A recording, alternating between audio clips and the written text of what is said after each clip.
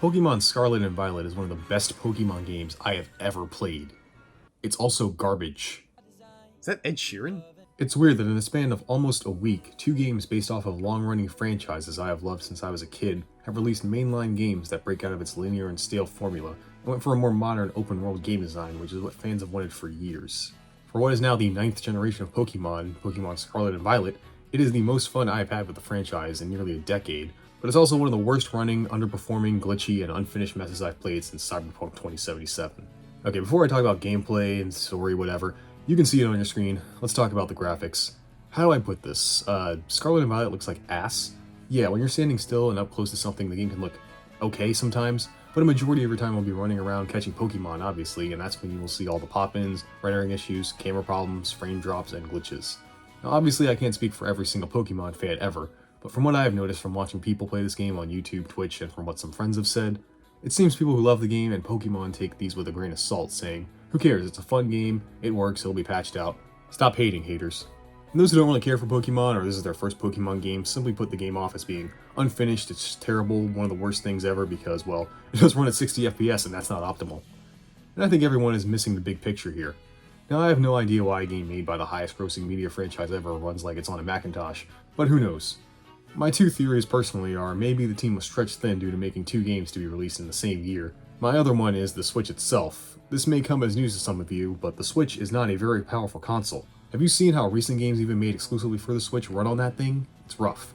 Personally, I'm honestly impressed that Game Freak managed to make this game. Think about it, it's a procedural generated Pokemon game trying to render hundreds of mons, an environment, human models, items. I'm surprised this game even functions. If you stand on one end of the region, you can even see all of the way across to the other side. It's trying to render everything at once. That's pretty impressive. And while I experienced a lot of graphical glitches, personally I never ran into anything game-breaking or something that actually hindered my progress or enjoyment of the game, and I don't think anyone else did either. The one main annoying thing that happened to me was when I finished a battle or ran away, I would immediately start another one because a Pokemon spawned inside me. Oh my god. This fucking game, man.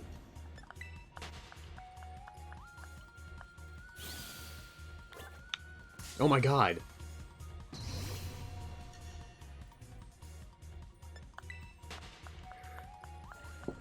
Game, you were doing so well. Don't piss me off. Don't. Oh my god. Are you kidding me? Can I fucking move?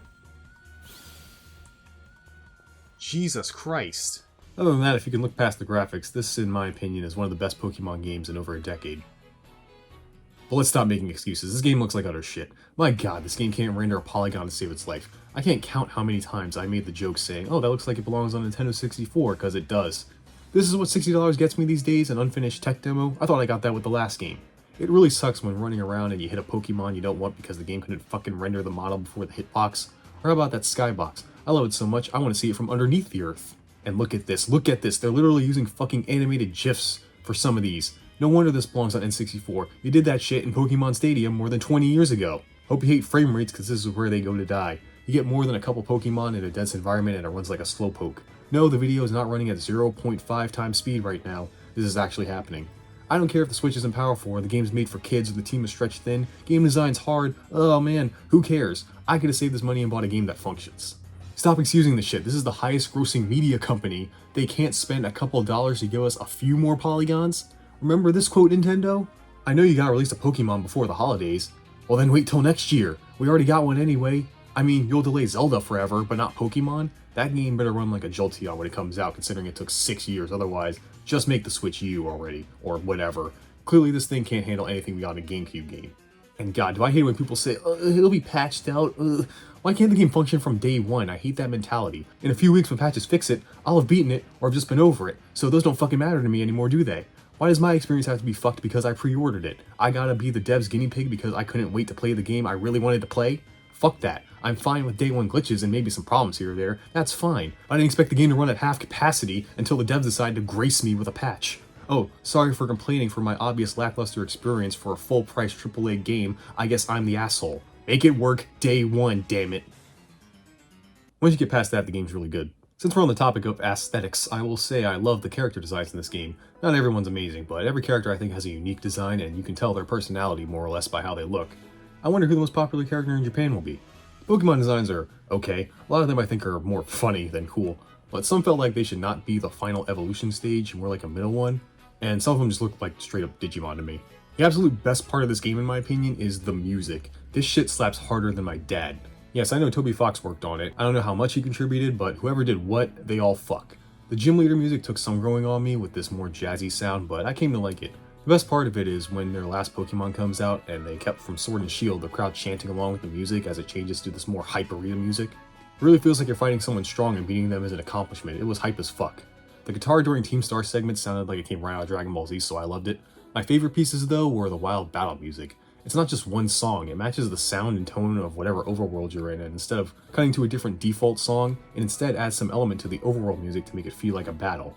So yes, this is an open world Pokemon game more than Legends Arceus was. Instead like that game had with individual cut-off sections, you have access to the entire region with very little loading screens in between. You do have an end goal in completing these 3 different storylines and then unlocking a 4th final one after doing them all. 2 of them are the standard you come to expect from Pokemon games: the Gym Challenge, beat all 8 gyms, the Elite Four, become champion, the bread and butter of Pokemon. The other, Operation Starfall, is the segment of fighting the evil teams of the region. But these guys aren't evil. Going with the school setting, they are simply misguided delinquents that need to be set on the right path. And finally, the Titan Hunts, the worst one. Let's start with the classic, Victory Road. So the gyms, oh hang on, there's a Meowth, I gotta catch that. Okay, so the gyms, what the fuck is that? That's new, I gotta catch it. The gym, is that a fucking Espion? Okay, so the real game is not the story because you will be distracted from all the shit everywhere else. The entire island is open to you. Of course there are some places closed off until you get certain upgrades for your ride Pokemon, but if you can cheese some sections, you can go almost anywhere. And of course, do what anyone actually buys Pokemon for, catching them all.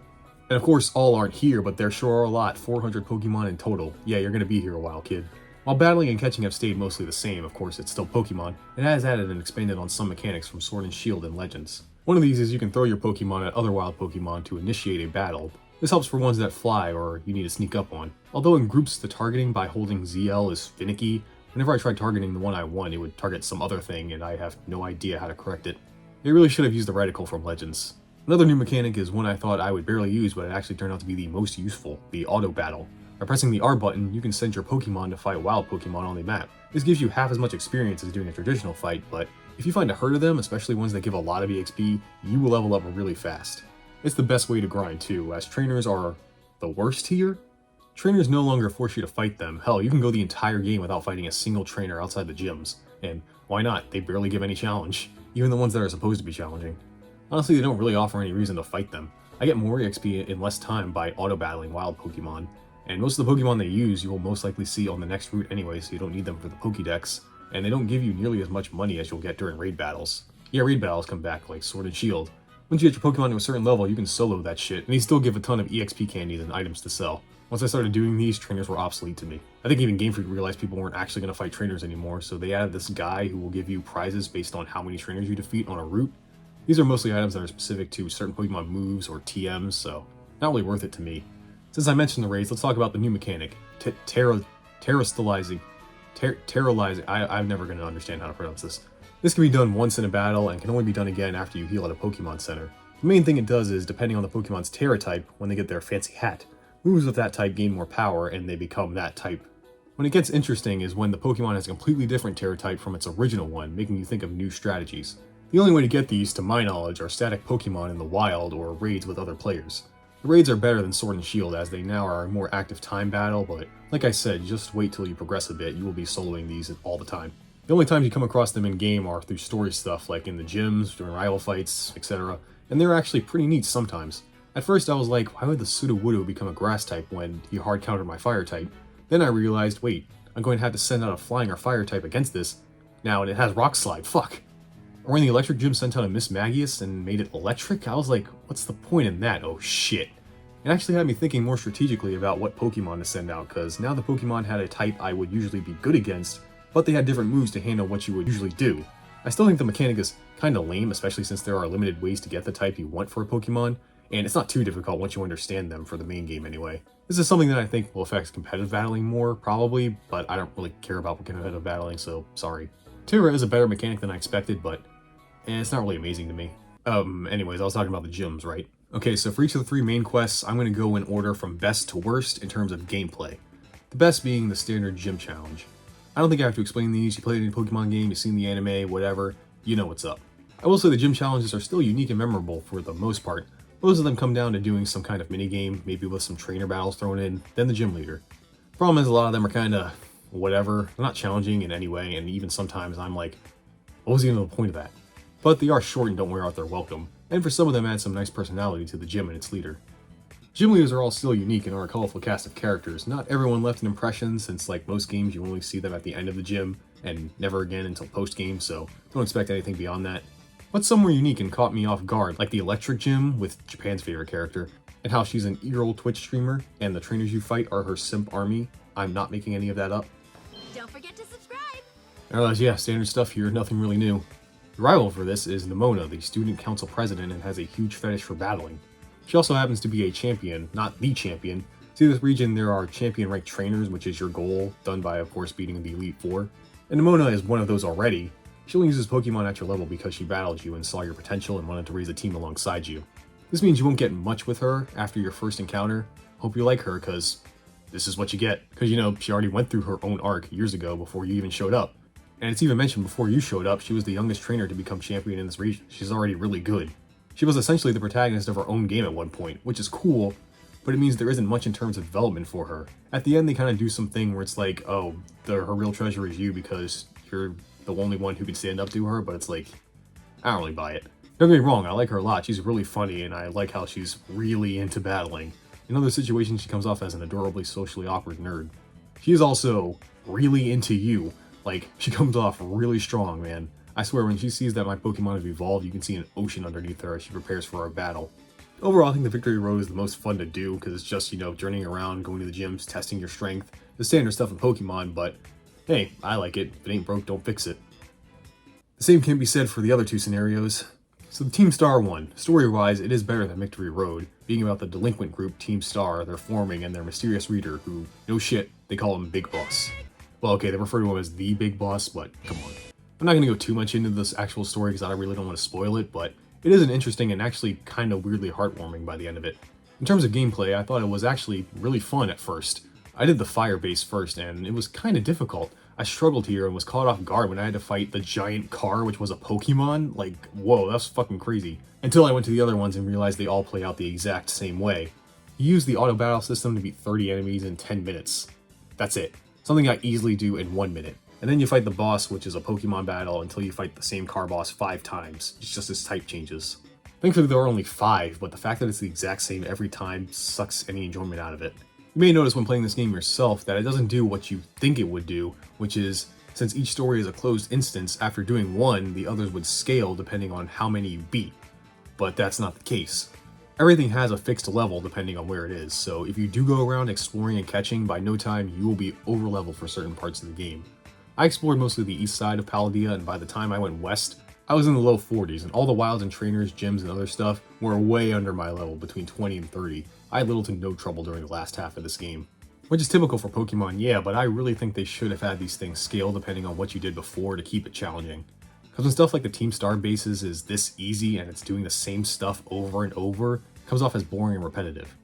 You want a challenge, do things out of order. Yeah, that means the last half will still be easy, but at least the first part will give you some challenge. Last thing is the worst one in terms of gameplay, but the most interesting in terms of story, the Titan fights. What are supposed to be these epic fights against gigantic Pokemon fall flat. These are supposed to be hard to find mysterious Pokemon that you find incredibly easily. I'll describe every single one for you. A cutscene plays, you beat it in a few hits, another cutscene plays, it turns into a more powerful second form, you one-shot it, you win. Super fucking lame. The only time I struggled was with the final Titan, appropriately, but I was slightly underleveled for it, so that's probably why. Yeah, while the gameplay is the worst one, the story is surprisingly the best, where it's about this character named Arven trying to heal a sick Pokemon with these special herbs you get from the Titans. Also, the reward for beating them is the best too, as you upgrade your ride legendary, allowing you to run faster and jump higher thanks to drugs. If you're looking to catch Pokemon, do this storyline first and get all the upgrades. You will have access to the entire region after that, trust me. Again, not going to go too much into it, but the story did have me warm up to someone who started out as the worst character, which is impressive, and I didn't think a Pokemon game would do something like that. It's actually not bad. Try it out. After you do all 3 storylines, you unlock the final one, A Way Home, and I don't want to say anything more about it. I will say story-wise, it is worth it. It seriously caught me off guard with how different it was. It felt like I was playing a different game and didn't feel like I was playing Pokemon anymore. If I learned to cry as a child, I would have at the ending. It's really good, trust me. There's a good amount to do post-game as well, with special battles against every important character, and of course, more Pokemon to catch. And this game is long too. It took me maybe 25 hours of playtime just doing the main story. It's a big game. Anyways, yeah, if you don't care about graphics, it's a fantastic game. Buy it, or don't. I don't care. I gotta complete the Pokédex. See you later, fuckers.